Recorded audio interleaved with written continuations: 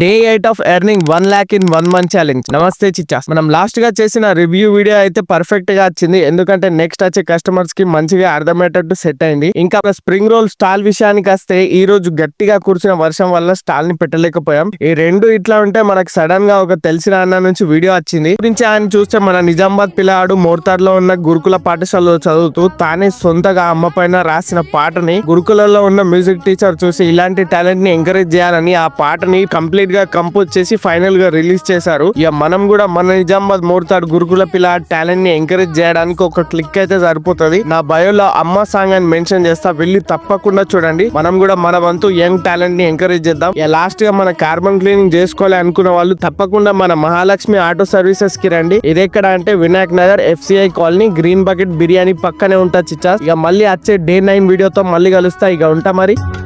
చదువే మంచిదని చదువే నేర్వాలని మంచి మంచి విషయాలే నేర్పుతావమ్మా, నా నమ్మకమే పెంచుతావమ్మా.